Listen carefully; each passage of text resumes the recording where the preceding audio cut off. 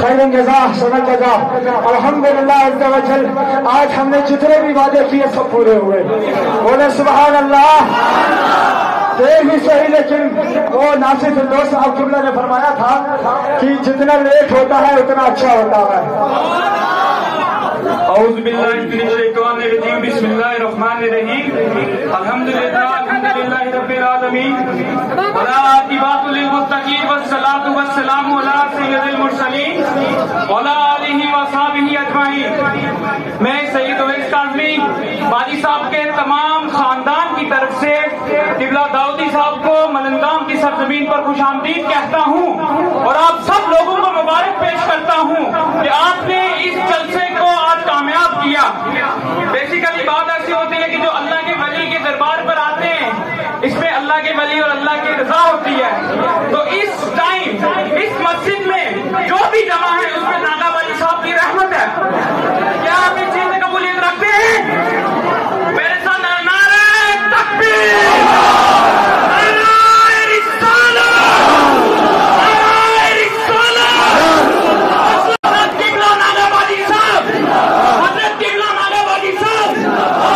دیتا ہے دینے کو بھی چاہیے, دینے والا ہے سچا ہمارا نبی. اور چمک تجھ سے پاتے ہیں سب پانے والے, چمک تجھ سے پاتے ہیں سب پانے والے. میرا دل بھی چمکا دے, میرا زمین و زمان تمہارے لیے, مکین و مکان تمہارے لیے, چنی و چنا تمہارے, بنو دو جہاں تمہارے, ہمارے یہاں آقا تمہارے لیے. اٹھے بھی رہا اٹھے بھی رہا نہایتی قابل قدر معزز علماء کرام, مفتیان کرام, فرزندان قبلہ حضرت ناگا باجی صاحب, وباب الصحابہ منتظمین و جملہ حاضرین, السلام علیکم ورحمۃ اللہ تعالی وبرکاتہ. نحمده ونصلي ونسلم على رسوله الكريم. اما بعد فاعوذ بالله من الشيطان الرجيم. بسم الله الرحمن الرحيم. يا ايها الذين امنوا اتقوا الله وكونوا مع الصادقين. وقال الله تعالى في شان حبيبه الكريم ان الله وملائكته يصلون على النبي يا ايها الذين امنوا صلوا عليه وسلموا تسليما. عقیدت و احترام کے ساتھ درود شریف کا نذرانہ پیش فرمائے بلند آواز سے اللہم صلی علی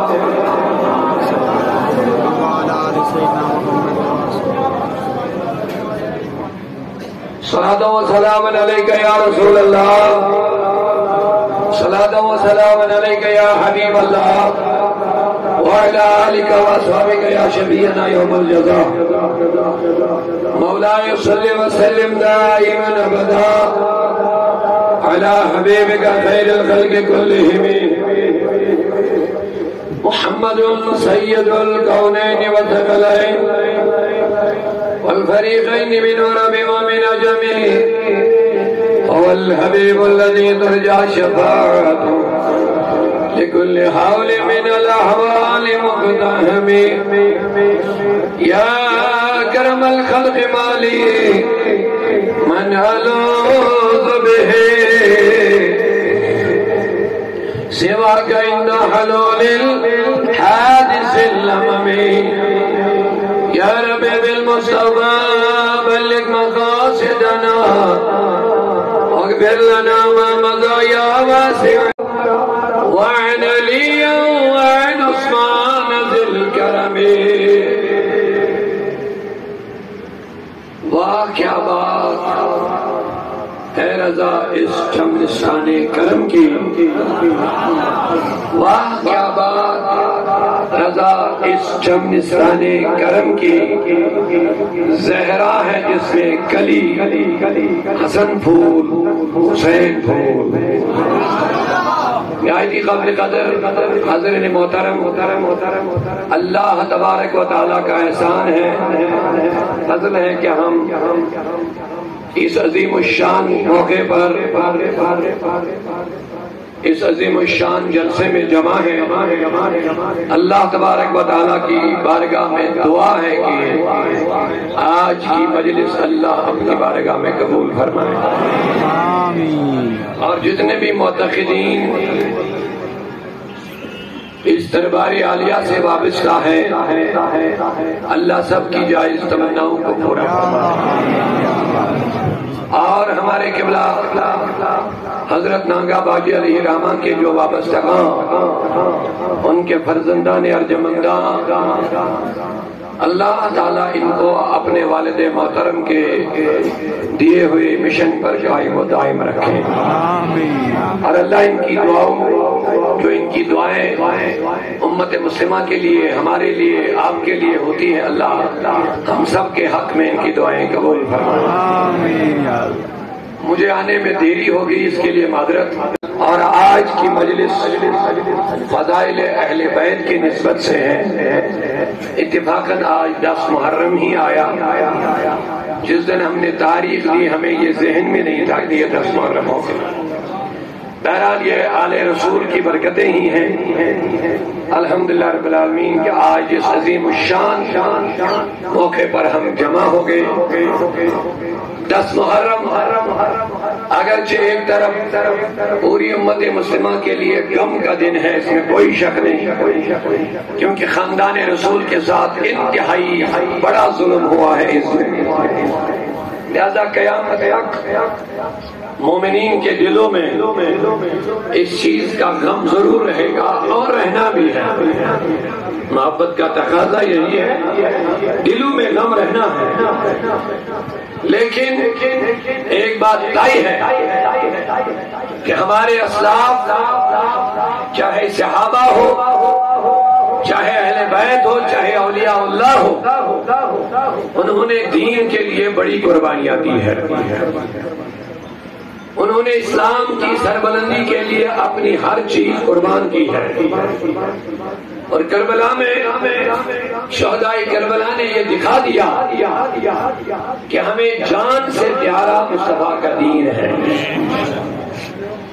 اپنی اولاد سے ہمیں پیارا مصطفیٰ کا دین ہے، اپنے سب کچھ سے زیادہ عزیز اور پیارا اور محبوب پیارے آقا صلی اللہ علیہ وسلم کی دی ہوئی شریعت ہے، اور انہوں نے دکھایا دین کے لیے اگر ہمارے بچے بھی قربان ہوں ہم دینے کے لیے تیار ہیں۔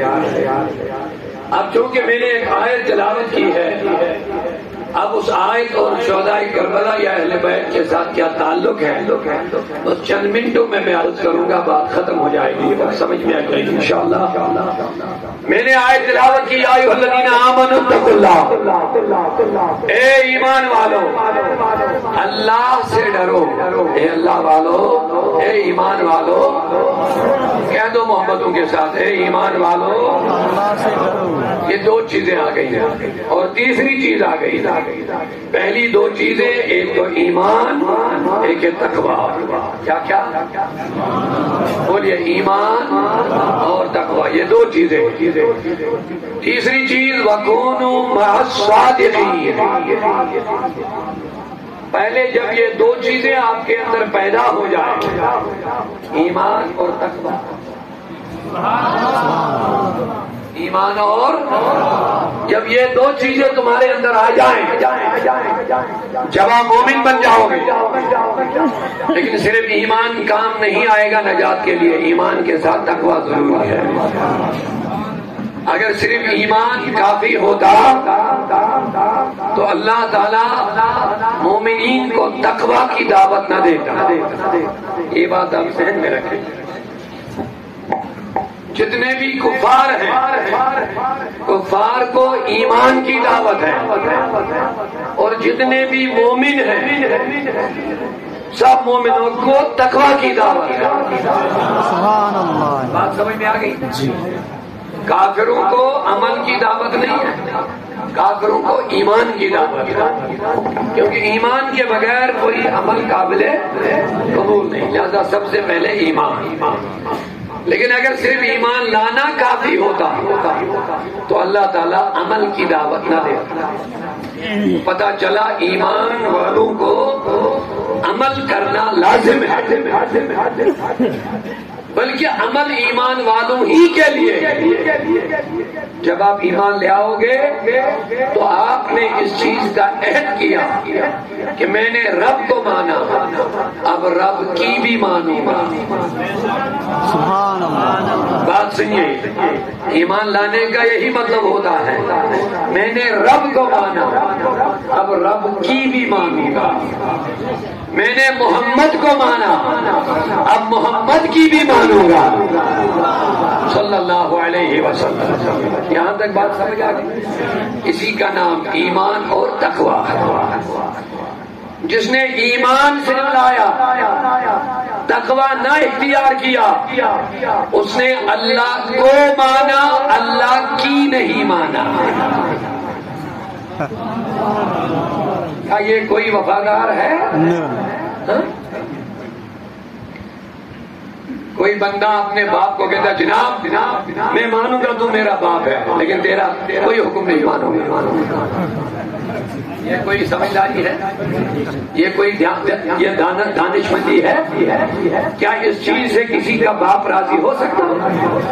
کوئی اپنے استاد سے کہتا جناب میں نے مان لیا تو میرا استاد ہے، میں نے مان لیا تو میرا استاد ہے، لیکن تم کو تو مانوں گا لیکن تیری نہیں مانوں گا. اگر بات سمجھ میں آ رہی تو بیداری کے ساتھ سبحان اللہ. کیا یہ طریقہ صحیح ہے؟ پہلے جب تک آپ یہ نقطہ نہیں سمجھیں گے میں آگے نہیں بڑھوں گا، اور آگے بڑھنے کے لیے زیادہ ٹائم بھی نہیں ہوگا، بس مختصر، کیونکہ اثر کا وقت بھی ہوگا، نماز بھی پڑھنی ہے. محبت سے سبحان اللہ. کوئی اپنے پیر سے کہے گا جناب میں نے آپ کو اپنا پیر مان لیا، تم کو پیر مان لیا، لیکن تیری نہیں مانوں گا. کیا یہ ماننا ہے؟ ماشاءاللہ سمجھ میں سب کو بات آ گئی ہے.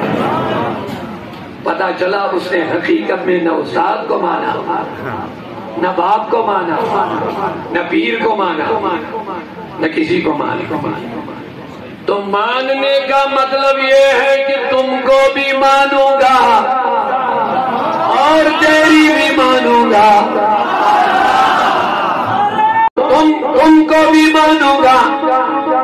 میرے پیر صاحب تو میرا پیر ہے، میں نے آپ کو مانا، اب حکم کرو مجھے کرنا کیا ہے، جیسا حکم ہوگا ویسا کروں گا. یہ ہے ماننا. بات یہاں تک سمجھ میں آ گئی؟ وہ جو پہلی بات ہے وہ ادھوری رہ جائے گی. تو لوگوں ایمان لانے کا کیا مطلب ہے؟ ہم نے کلمہ پڑھا، اگر صرف کلمہ ہمارے لیے کافی ہوتا تو نمازوں کا بیان نہ ہوتا، روزوں کا بیان نہ ہوتا، حج کا بیان نہ ہوتا، سجدوں کا بیان نہ ہوتا، تو کربلا بھی نہ ہوتا.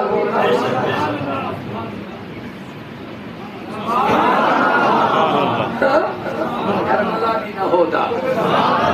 بات سمجھ لیجئے، بڑا نقطہ دیا میں نے، بڑا نقطہ دیا میں نے، اہم نقطہ. اگر صرف ایمان کی بات ہوتی، کلمہ پڑھ لیا لا الہ الا اللہ محمد رسول اللہ صلی اللہ علیہ وسلم، اگر یہی نجات کا ذریعہ ہوتا، خدا کی قسم میں کہتا کربلا میں مجھے کہنے دو، کربلا میں شہدائے کربلا اپنی جانیں قربان نہ کر دی. کیونکہ کلمہ پڑھنے کا یہ معنی نہیں ہے تم کو مانوں گا تیری نہ مانو، بلکہ اس کا معنی ہے کریمہ، اے میرے مولا اے اللہ اے میرے نبی، میں نے تم کو بھی مانا اور تمہاری بھی مانوں گا.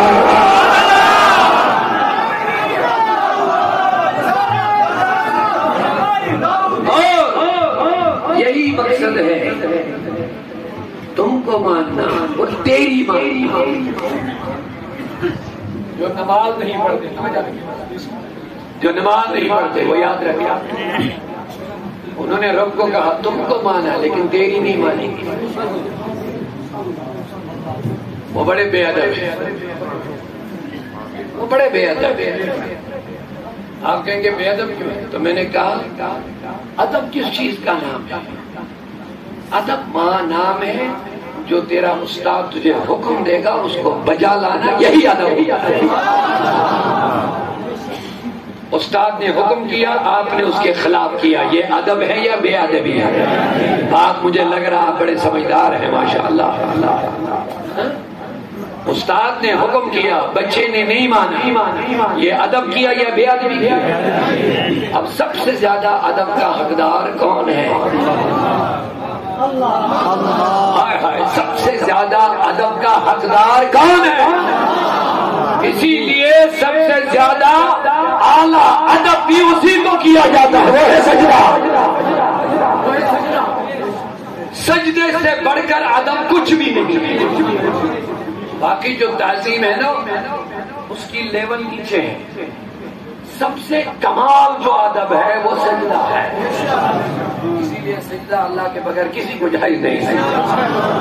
سمجھیے بات، سمجھ لیجیے، سب سے ادب کا اعلیٰ مقام کیا ہے؟ ماشاءاللہ، ادب کا سب سے کمال ادب جس کو بولیں گے۔ آپ جو چار دانوں بیٹھے ہیں ہمارے ساتھ، یہ بھی ادب ہے۔ اس سے بڑھ کر ادب اگر کوئی دانوں بیٹھے، اس سے بڑا ادب اگر کوئی کھڑا ہو جائے، سمجھئے نا، اس سے زیادہ ادب اگر کوئی جائے، لیکن جو کمال ادب ہے وہ سجدہ ہے۔ سمجھ گئے نا؟ یہ سارے ادب جو میں نے پچھلے والے ادب بیان کیے، یہ کسی کے لیے بھی جائز ہے۔ چار دانوں بیٹھیں گے کسی کے لیے ادب کریں گے، جائز ہے۔ دو دانوں کسی کے لیے، پیر صاحب کے لیے آگے بیٹھیں گے، جائز ہے۔ پیر صاحب کے لیے، استاد کے لیے، اپنے باپ کے لیے کھڑے ہو جائیں گے، جائز ہے۔ کیونکہ جب نبی فاطمہ کے گھر جاتے تھے، فاطمہ ان کے لیے کھڑی ہو جاتی تھی، اور جب فاطمہ نبی کے گھر جاتے تھے تو نبی ان کے لیے کھڑے ہو جاتے تھے۔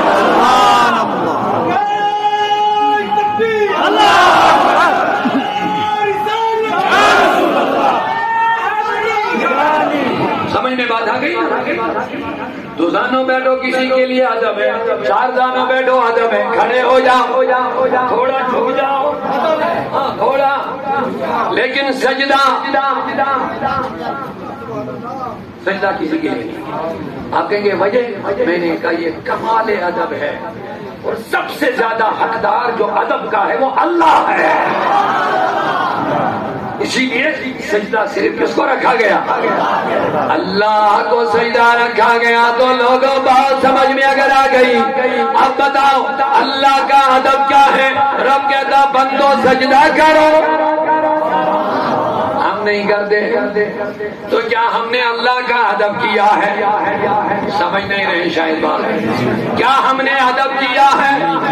پھر بے نمازی ماں باپ کو نہیں رونا چاہیے کہ میرا بچہ میرا ادب نہیں کرتا ہے، نقطہ نہیں سمجھ میں آ گیا۔ پھر بے نمازی ماں باپ کو اس بات پر نہیں رونا چاہیے کہ میرے بچے میرے ادب نہیں کرتے ہیں۔ میں کہہ رہا جب تم نے رب کا ادب نہیں کیا، تیرے بچے بھی تیرا ادب نہیں کریں گے۔ جب تم نے رب کا ادب نہیں کیا، پھر تم کیوں امید کرتے ہو کہ میرا کوئی ادب کرے گا؟ لکھ کے لے لو، ناگا باجی صاحب کے عرص پہ نقطہ لے لو، جو باپ نمازی سچے ہوتے ہیں ان کے بچے بھی وفادار بن جاتے ہیں۔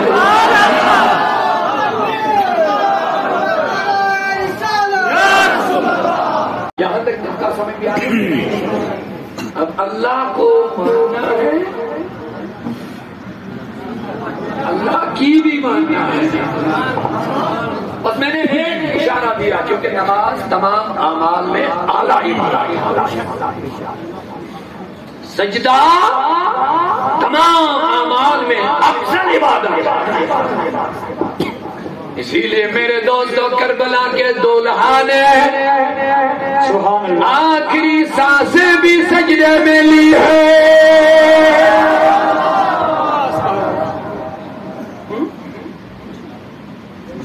کیا سمجھے سجدہ کیا ہے؟ اگر آج فضائل اہل بیت کانفرنس میں آئے ہو تو کربلا کے ان سواروں سے سجدوں کی لذت پوچھو، تلاوت کی لذت پوچھو۔ حضرت علی رضی اللہ عنہ کا مجھے قول یاد آ گیا، سنیں گے آپ؟ بارے آپ تھکے نہیں ہیں؟ ماشاءاللہ فرماتے ہیں جب مجھے شوق پیدا ہوتا ہے دل میں کہ میں اللہ سے باتیں کروں، واہ واہ واہ، جب مجھے شوق پیدا ہوتا ہے کہ میں اللہ سے، تو میں نماز شروع کر دیتا ہوں، کیونکہ نماز بندے کی بات، بندے کی گفتگو اللہ کے ساتھ ہے۔ تو جس بندے نے نماز شروع کر دی، سمجھنا اس نے اپنی باتیں اللہ کے ساتھ شروع کر دی ہے۔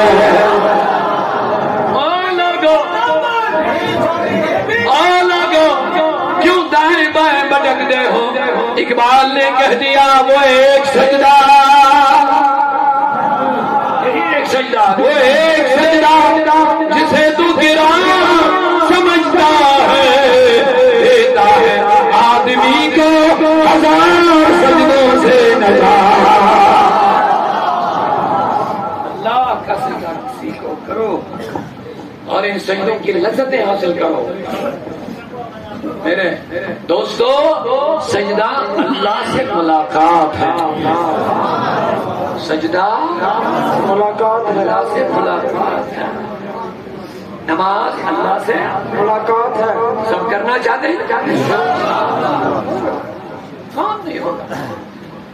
میں کہہ رہا ہوں امام حسین نے کربلا میں آخری سانسوں میں یہی سکھایا، سبحان اللہ، آخری سانسوں، دم آخری، آخری دم میں امام حسین نے اپنے ماننے والوں کو یہ پیغام دیا، او لوگوں آؤ آؤ اللہ کا ادب سیکھو، سجدوں کی لذتیں لے لو۔ میرے بیٹوں کی لاشیں سامنے پڑی ہیں، بیٹوں کی لاشیں، 18 سال کا علی اکبر بیٹا نوجوان، اس کی لاش بھی سامنے پڑی ہے، 6 مہینے کا علی اصغر کی لاش وہ بھی سامنے پڑی ہے، آنا محمد کی لاشیں، عباس کی لاشیں، جتنے 72 نوجوان تھے سب کی لاشیں کربلا میں پڑی ہے۔ حسین کا جسم زخم سے چھلنی ہو چکا ہے، آخری کار حسین سجدے سے نیچے آیا، سجدے سے نیچے آیا، زخموں کی تاؤ ملا کر جب گھوڑے سے نیچے آ گئے، شیر خدا لڑتا گیا، لڑتا گیا، لڑتا گیا، لیکن جب تک جسم میں ہمت و سکت رہی، ایمانی قوت رہی، تب تک تنہا لاشوں کے بیچ میں لڑتا رہا۔ اے جوانو غور کرو، اللہ کی محبت کے دعوے تو بڑے ہیں، لیکن محبت خدا اگر سیکھنی ہے تو کربلا کے دلہا سے سیکھ لو، سیکھو۔ لٹا پیٹا قافلہ خیمے میں عورتیں، خیمے میں عورتیں، کوئی ان کا نگہبان بھی نہیں بچا، جو بچا وہ بھی بیمار ہے، جو بچا وہ بھی زین العابدین بخار میں مبتلا ہے، وہ بھی خواہش کرتا میرے بابا میں بھی لڑنا چاہتا ہوں، میں بھی اپنے بھائی عباس کے ساتھ اپنی نانی فاطمہ سے ملنا چاہتا ہوں، میں بھی اپنے نانا، میں بھی اپنے دادا علی سے ملنا چاہتا ہوں، میں بھی رسول اللہ سے ملاقات کرنا چاہتا ہوں، لیکن بخار ہے، ہمت نہیں، سکت نہیں۔ حسین نے کہا بیٹے سب کی لاشیں پڑ گئی ہیں، اب تنہا تو رہ گیا، اگر تو بھی شہید ہو گیا، تو بھی مٹ گیا، اب ان میری بیٹیوں کو، بیویوں کو، بہو کو مدینہ کون پہنچائے گا؟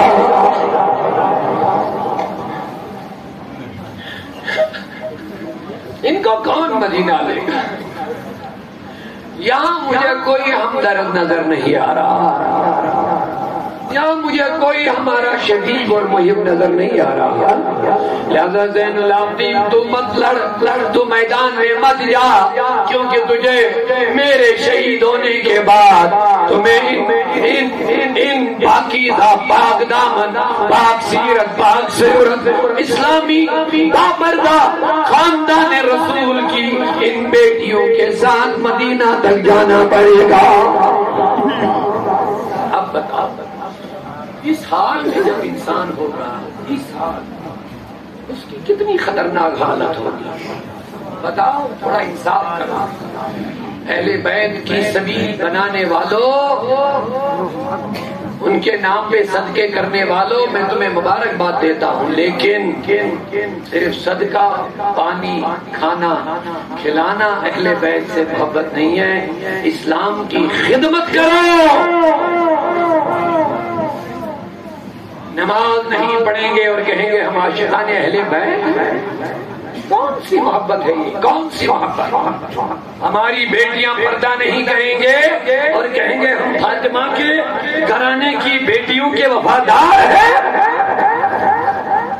9ویں شب ہے، یعنی صبح 10ویں ہے، تو 10ویں کی شب میں حسین خاندان والوں کو درس دے رہے ہیں، سبحان اللہ، سبحان اللہ، درس فرما رہے ہیں، سبق۔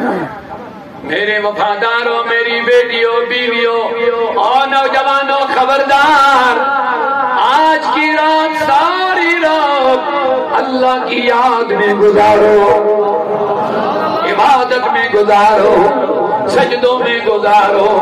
امام حسین اپنے اہل خانہ کو نصیحت کر رہے ہیں، تلاوت کرتے کرتے گزارو، لیکن کل کوئی، او میری بیٹیوں، او خاندان رسول کے بیویوں، جب ہم کل شہید ہوں گے، یہ ہمیں چھوڑنے والے نہیں، انہوں نے پورا کسب کیا ہے، یہ ہمیں نہیں چھوڑیں گے زندہ، ہمیں تو شہید ہونا ہی ہے، لیکن بیٹیوں تم جب ہماری لاشوں کو دیکھو گے تو شریعت رسول کا دامن تھامے رکھنا۔ بتاؤ، شریعت رسول کا دامن نہ چھوڑنا، سینے نہ پیٹنا، چہرے نہ پیٹنا، بال نہ نوچنا، کپڑے نہ پھاٹنا، کیونکہ تم خاندان رسول کی عورتیں ہو، خیال رکھنا۔ کیا ایسا بھی کوئی باہمت ہو سکتا ہے جو اس حال میں اپنے اہل خانہ کو اس طریقے سے شریعت کی پابندی کی دعوت دے رہا ہوگا؟ اللہ اکبر۔ میرے دوستوں میں عرض کر رہا تھا، اللہ کو ماننا اور اللہ کی ماننا، اگر سیکھنا ہے تو شہدائے کربلا سے سیکھ لو۔ کو ماننا، اللہ رسول کو ماننا، رسول کی ماننا۔ بات سمجھ میں آ گئی یہاں تک؟ اب یہ ہے ایمان۔ اب ان دو لفظوں میں ہے ایمان اور تقویٰ، بس ایمان اور ان دو لفظوں میں ہے۔ جب کسی نے ایمان لایا، اب تقوی کی ذمہ داری ہے، اب عبادت کی ذمہ داری ہے، اب سجدوں کی ذمہ داری ہے۔ اللہ مومن سے ان چیزوں کا مطالبہ کرتا ہے، حالانکہ اللہ ان چیزوں کا محتاج نہیں ہے، محتاج، لیکن اللہ اپنے بندوں کا مرتبہ بڑھانا چاہتا ہے اور ان کا مرتبہ بڑھا کر کے ان کو آخرت میں اپنے انعامات سے نوازنا چاہتا ہے۔ بس یہ ہے تاکہ اللہ ہماری مدد کا محتاج، ایسا نہیں کہ ہم میدان میں نہیں نکلیں گے تو دین آگے نہیں بڑھے گا، بڑھے گا۔ یہ اللہ کا دین ہے، وہی چلانے والا ہے، لیکن خوش قسمت ہے وہ لوگ جن کو اللہ اس دین کی خدمت میں لگا دیتا ہے۔ لوگوں یہ ہے اللہ کے وہ بندے جنہوں نے اپنی جانیں قربان کر لی ہے، لیکن قربان جان کر لی ہے، اللہ نے مقام کیا دیا ہے، جو ایک خون کا قطرہ گرا اللہ نے اپنا دیدار عطا کر دیا ہے۔ اسی لیے میرے آقا نے فرمایا الموت تحفۃ المومن۔ سبحان اللہ، سبحان اللہ۔ عرس کی بات آ گئی، اب عرس کی بات آ گئی۔ فرمایا الموت تحفۃ المومن، موت مومن کے لیے تحفہ ہے۔ عجیب بات، کیا موت بھی تحفہ ہوتا ہے؟ ہم میں سے کوئی نہیں مرنا چاہتا ہے۔ اگر ہماری عمر 100 سال کسی کی ہو وہ کہتا اور 100 سال مجھے۔ ہاں اچھی بات ہے اگر کسی کی عمر لمبی ہو جائے، اچھی بات ہے، لیکن کون سی عمر؟ وہ میرے نبی کی زبانی سنا۔ میرے آقا نے فرمایا خوش نصیب ہے وہ بندہ، با نصیب ہے وہ بندہ، من طال عمرہ وحسن عملہ، جس کی عمر لمبی ہوئی لیکن عمل اچھا ہو گیا۔ ان کی عمر اچھی ہے، اللہ 200 سال بھی دے تو اچھی ہے، سمجھ گئے؟ کوئی انسان 1000 سال بھی زندہ رہے عمل اچھی نہ ہو تو کوئی فائدہ نہیں۔ صحابہ عمر کی دعائیں مانگتے تھے، مولا ہماری عمریں بڑھاؤ تاکہ ہم دنیا میں زیادہ سے زیادہ عمل کر کے آخرت کا سامان تیار کریں۔ اب بتاؤ کوئی مرنا چاہتا ہے؟ نہیں مرنا چاہتا، سچ بولو، دل سے بولو، نہیں مرنا چاہتا۔ کیا دکھے ہوں گے، 1000 میں سے 1 ہوگا، اب اس کا بھی پتا نہیں دنیا کے کیا مصائب ہیں، لیکن اس چیز کے لیے کون مرنا چاہتا ہے؟ مجھے احمد رضا یاد آئے، اعلیٰ حضرت فاضل بریلوی یاد آ گیا، کہتے ہیں روح نہ کیوں ہو مضطرب، روح نہ کیوں ہو مضطرب موت کے انتظار میں، سنتے ہیں آئیں گے وہ مجھے دیکھنے مزار میں، مضطرب اللہ فرماتے میری روح بے قرار کیوں نہ ہو جائے موت کے انتظار میں۔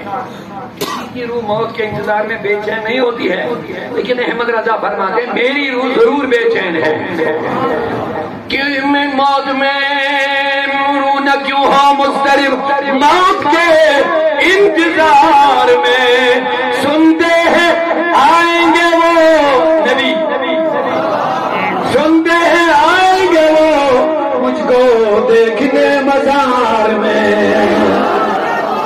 اجازت دیں گے 2 شہر کشمیری میں، کون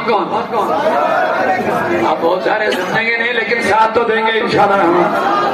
قبر اندر علی ساجدین، قبر اندر علی ساجدین، روئے محمد آمین، قبر اندر علی ساجدین، روئے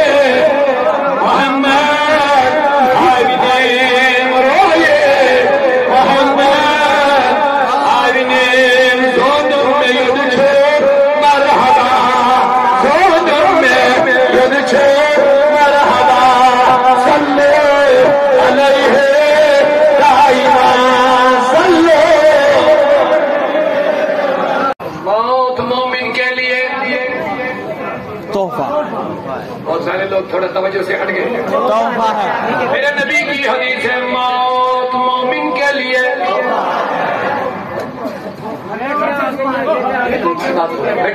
بیٹا چلا کر توجہ میری طرف سے، الموت تحفۃ المومن، میرے نبی نے فرمایا موت مومن کے لیے۔ اب اسی چیز سے عرس کی بات میں بتا دوں گا تو انشاءاللہ آپ سے بات ختم کریں گے۔ آپ پوری طرح مطلب کیا پیچھے والے بھی ہیں، بیٹا آپ بیٹھ جاؤ۔ کیا ہے یہ کسی کا یہاں گرا ہوا ہے کارڈ بھی اور 500 کا، یہ کسی کا گرا ہوا آدھار کارڈ ہے، یہ ہمارے کیا نام ہے فردوس احمد ہے، ابھی اشتیاق صاحب کے پاس رہے گا، ہمارا اس کا ہوگا تو دے جائے گا۔ تو وجہ ہے الموت تحفۃ المومن، میرے نبی نے فرمایا موت مومن کے لیے تحفہ۔ اچھا ایک بات بتاؤ، جس کو تحفہ ملتا ہے اس کو غمی ہوتی یا خوشی؟ سبحان اللہ، موت اور بہت خوشی یہ کون سی بات ہو گئی؟ موت اور خوشی؟ میں نے کہا مولا ہر کوئی موت سے بھاگتا ہے، بلکہ قرآن پاک میں کہا گیا گنہگار کو جب موت آتی ہے تو کہتا ہے یہ گنہگار، یہ بدکار، یہ بے نمازی، بیٹا بیٹھ جاؤ، پلیز ڈسٹرب مت کرو، بیٹھ جاؤ آرام سے۔ جب گنہگار کو، بے نمازی کو، شرابی کو، کبابی کو، بدکار کو، نشہ کرنے والے کو، نافرمان کو، بے نمازی کو، بدکار کو جب موت آتی ہے، اللہ کہتا ہے جب موت آتی ہے تو کیا کہتا ہے؟ لولا اخذتنی الی اجل قریب۔ یہ گنہگار کب کہتا ہے؟ موت کے وقت۔ تب تک مولویوں کی باتوں کی کوئی اہمیت نہیں دیتا، کہتا آئے مولوی گئے، مولوی کہتا نماز پڑھ کے ڈھائی گناہ مت کر، شراب مت پی، نشہ مت کر، مرنا ہے، بس یہ سر کے اوپر سے باتیں چلی جاتی ہیں۔ لیکن میرا رب کہتا ہے جب موت اس کو اپنا چہرہ دکھائے گا، یاد رکھنا قرآن سنا اذا جاء اجل، جب اجل آئے گا تو پتا کیا کہے گا یہ گنہگار؟ لولا اخرتنی الی اجل قریب، ہاں خدایا کاش میری موت کو تھوڑا سا مؤخر کر دیں گے، تھوڑا، زیادہ وقت کے لیے نہیں، تھوڑے سے وقت کے لیے موت کو تھوڑا ٹال دے، مؤخر کر لے۔ گنہگار تو کیا کرے گا؟ کہتا دو کام کروں گا۔ کیا کروں گا؟ یہ کس وقت کہے گا؟ موت کے وقت۔ ہاں تب تک نہیں سدھرا، نمازی نہیں بنا، تب تک گناہ نہیں چھوڑے، تب تک لگتا تھا مجھے مرنا ہی نہیں ہے۔ سنو اللہ کی کتاب کہتی ہے جب موت اپنا چہرہ دکھائے تو کہے گا مہلت دے دو، تھوڑی سی مہلت، زیادہ نہیں۔ لفظ تھوڑی سی مہلت، اتنا لفظ تھوڑی۔ او مہلت مانگنے والے تو کیا کرے گا؟ کہتا دو کام کرنے کی مہلت دے دو، ایک تو فاصدق، سب سے پہلے میں اپنا سارا مال تیری راہ میں خرچ کروں گا۔ ابھی تک 1 روپیہ نہیں نکلتا تھا جیب سے دین کے لیے، وہی خرچ کے لیے تو لاکھوں خرچ کرتا تھا، لیکن جب دین اسلام کے لیے دینا پڑتا تھا تو غریب دنیا کو ترجیح دیتا تھا، دین کو ترجیح نہیں دیتا تھا۔ اب کیا گیا؟ فاصدق میں مجھے مہلت تھوڑی دے دو، میں سارا مال تیری راہ میں خرچ کروں گا۔ دوسری بات وَأَكُن مِّنَ الصَّالِحِينَ، اب میں پورا نیک بن جاؤں گا۔ اللہ فرمائے گا لن یؤخر اللہ، اب مہلت نہیں ملے گی، اب نہیں ملے گی۔ یہ تو گنہگاروں کا حال ہے، لیکن میرے نبی نے فرمایا مومن کے لیے یہ معاملہ نہیں ہے۔ مہلت تو گنہگار مانگے گا، مہلت تو شرابی مانگے گا، لیکن یاد رکھ لے مہلت ملے گی نہیں۔ مؤخر کرنے کی درخواست تو بدکار کریں گے، لیکن موت مؤخر نہیں ہوگی۔ لن یؤخر اللہ، ہرگز اللہ کہتا ہرگز موت کو مہلت، مارنے کو مہلت نہیں دوں گا، موت کو مؤخر نہیں کروں گا۔ لیکن لوگوں میں نے عرض کیا مولا تیرا نبی کہتا ہے موت مومن کے لیے تحفہ ہے۔ اب اس کو جب آئی موت اس نے کہا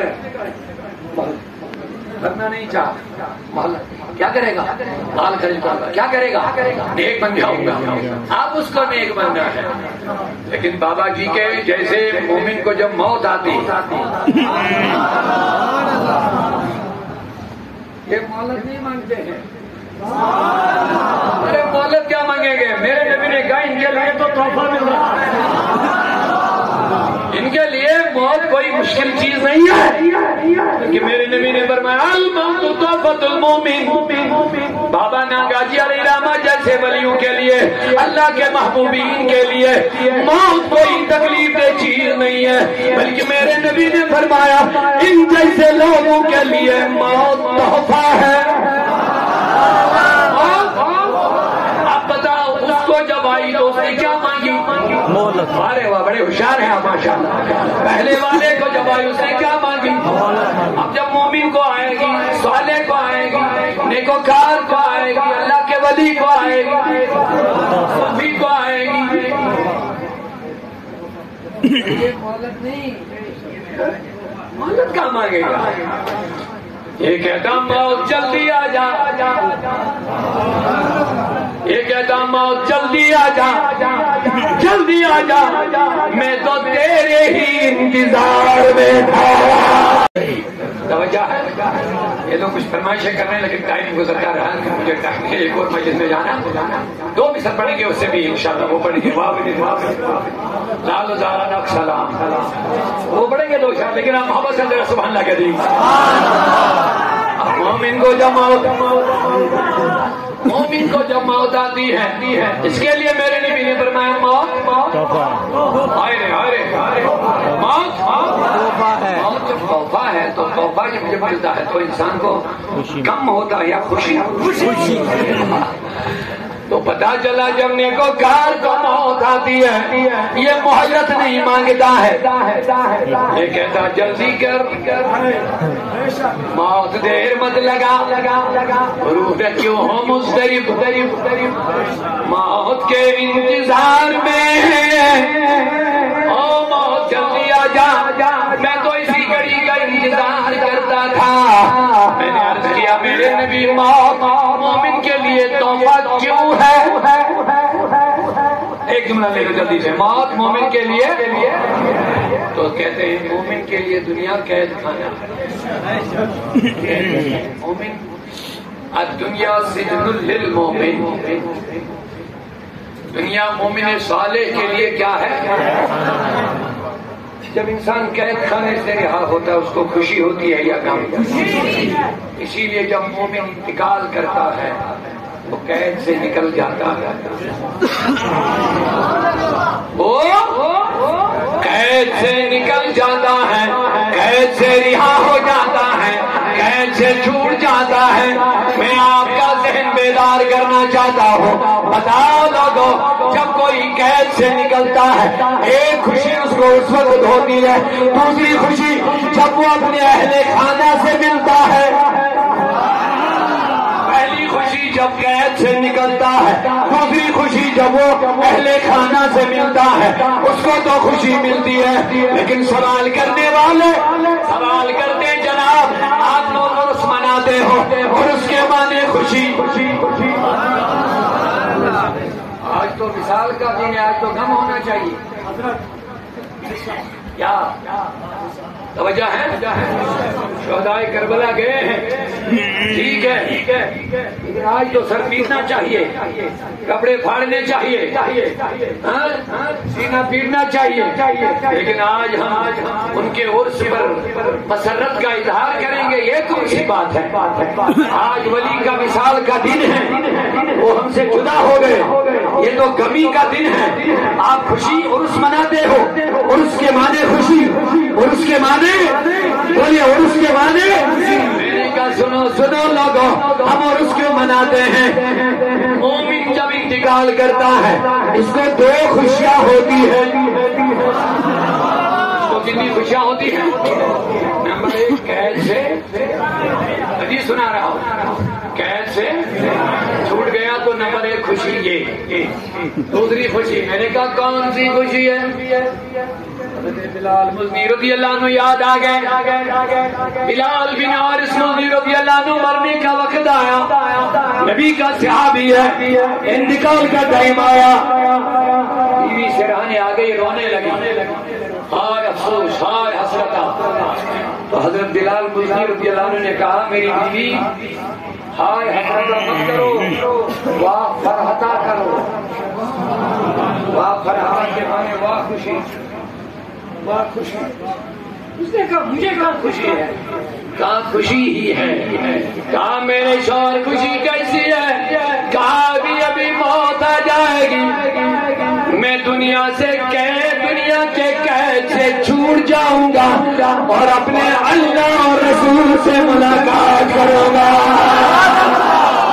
بس تو لوگوں میں عرض کر رہا تھا، توجہ ہے، سبحان اللہ کہہ دیجیے. بس اب بتائیے آج بابا ناگا جی صاحب کا خوشی کا دن ہے ان کا یا غم کا دن؟ اسی خوشی کو ہم نام رکھتے ہیں عرس. نام رکھتے ہیں عرس نام رکھتے ہیں. عرس کے معنی خوشی. وہ آج ان کی خوشی کا دن ہے. نمبر 1 یہ قید سے نکل گئے اور نمبر 2 آج ہی کے دن انہوں نے اپنے رب سے ملاقات کیا, اپنے رسول سے ملاقات کیا ہے. لہذا کربلا میں یہی ہمیں شہدائے کربلا نے درس دیا ہے. بس آیت کا ایک لفظ بچ گیا ہے. مجھے اجازت گھڑی نہیں دے رہی کیونکہ نماز عصر پڑھنی ہے, صرف ترجمہ کرتے نکل جائے. پہلا ایمان. پہلا ایمان, دوسرا تقویٰ.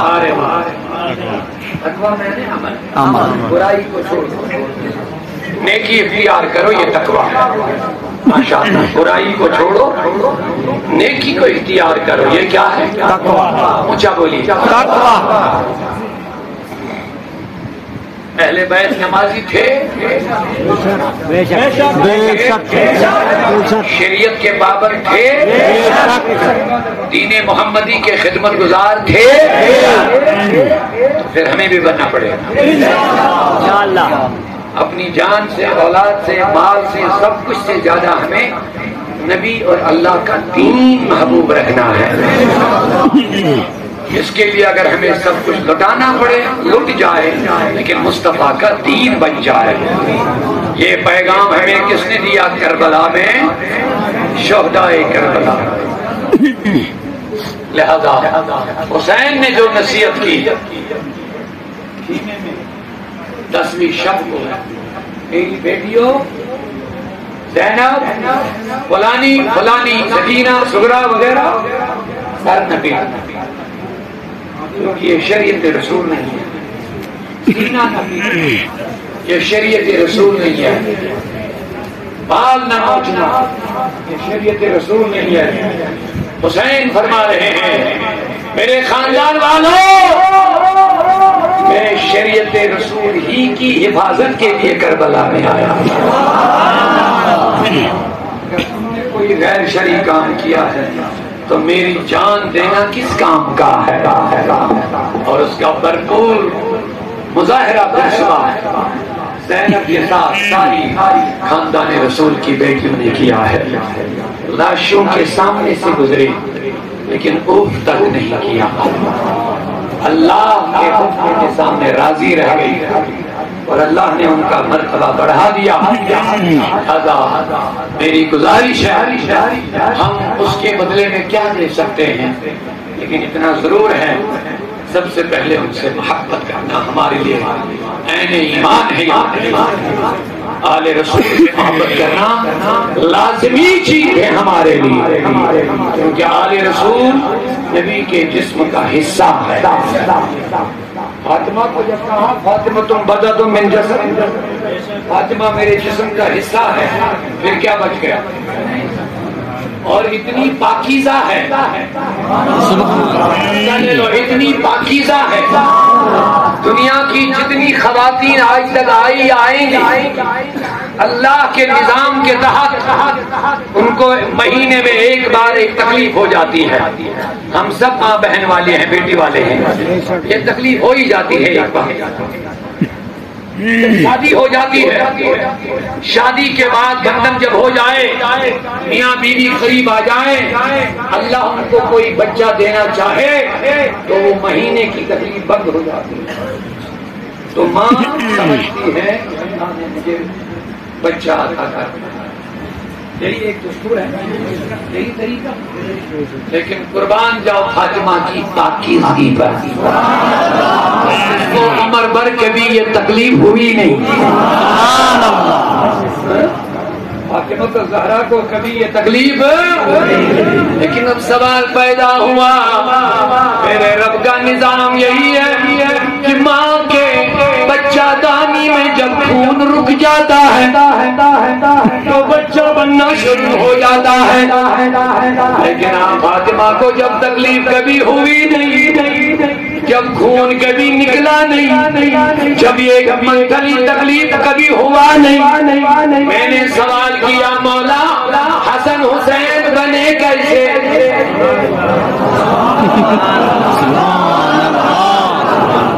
حسن حسین بنے کیسے؟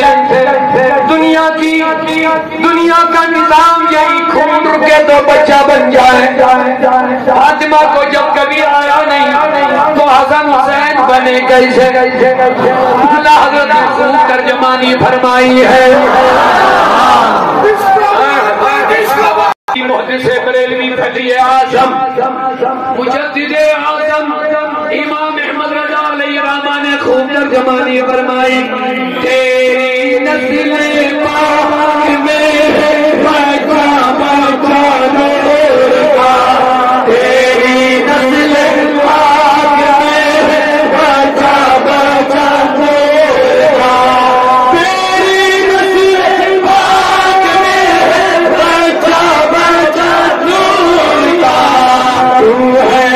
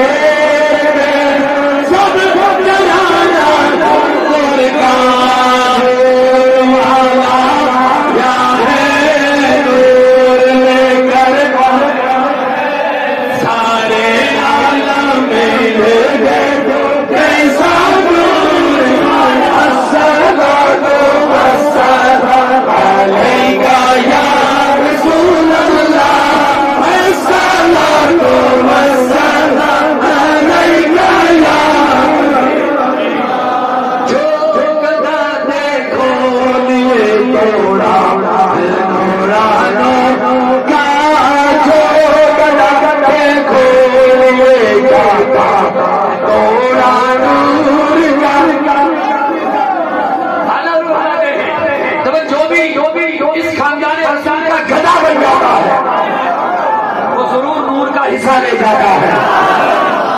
یہ سب نور ہی نور ہے. یہ نور ہی نور ہے. اللہ نے کیا خوب ترجمانی کی ہے. کہتے جو گدا دیکھو دیے جاتا ہے توڑا نور کا، جو گدا دیکھو دیے جاتا ہے توڑا نور کا. جو بھی گدا آ جاتا ہے، جو بھی گدا اس دربار رسول خاندان رسول کا جو گدا بنتا ہے وہ خالی نہیں نکلتا، وہ توڑا مانے حصہ، وہ اپنا حصہ لے جاتا ہے. نور والا آیا ہے، نور لے کر آیا ہے، سارے عالم میں یہ دیکھو کیسا نور آیا. جو گدا دیکھو لیے جاتا ہے نور توڑا نور کا، نور کی سرکار کیا ہے اس میں توڑا نور کا، نور کی سرکار ہے کیا اس میں توڑا نور کا. نور والا نور لے کر اے سارے عالم میں یہ دیکھو کیسا نور آیا ہے.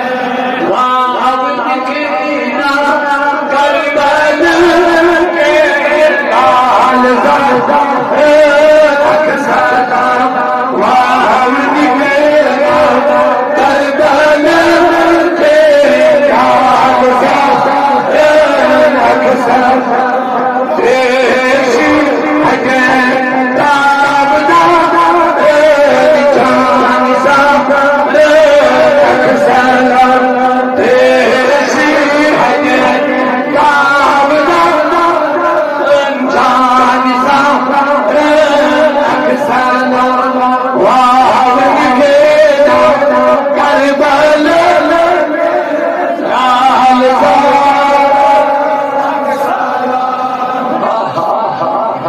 دیش ہے جان معصوم کیا مگر ریشدان مگر ریش اور جنت اور جنت رائی لا آس پیارا شوق سان پوری جنت رائی لا آس پیارا شوق سان